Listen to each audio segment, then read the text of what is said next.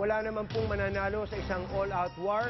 Malalagasan po ang mga rebelde pero wala pong kasiguruhan na wala pong madidiskrasya sa tropa ng gobyerno. Ang sigurado po, daan-daang libong sibilyan ang maiipit sa bakbakan at dito po'y malalagasan lang ng laksa-laksang pondo ang pamahalaan. Dito po marahil lang gagaling ang Pangulo kung bakit umpisa pa lang ay binaril na po niya ang mungkahing ibasura ang pistoks at pulbusin ng MILF.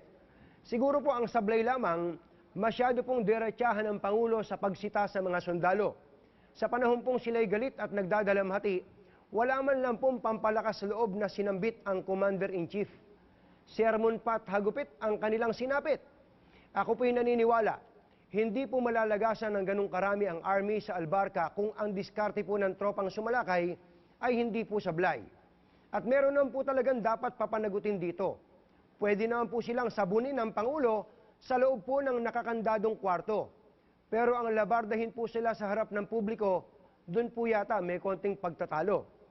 Habang naghahanap po ng amang masasandalan ang mga sundalo, malamang ay nagdiriwang po ang mga rebelding MILF at katunayan, ilang pong sunod-sunod na pagsalakay na naman ang kanilang ginawa. Happy po sila dahil tila ang pamahalaan sa kanila pa ho kumakampi. Mantakin ninyo, ni pitik o pasaring mula po sa Pangulo, hindi po nakatikim ang mga rebelding ito.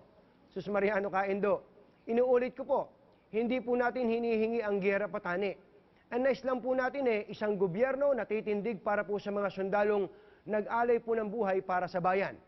Sabi po ng AFP at ng Palasyo, hindi po totoong may demoralisasyon sa hanay ng sundalo.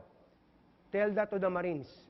Kung ang damdamin po ng sundalo hindi pakikinggan, sino ba talaga ang boss ng Pangulong ating pinagtiwalaan? Ay nako, ano nga ba balita dyan sa Mindanao?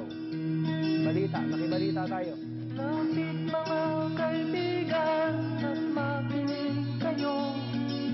Ako'y may dala-dalang balita galing sa bayan ko. Nais kong ipamahagi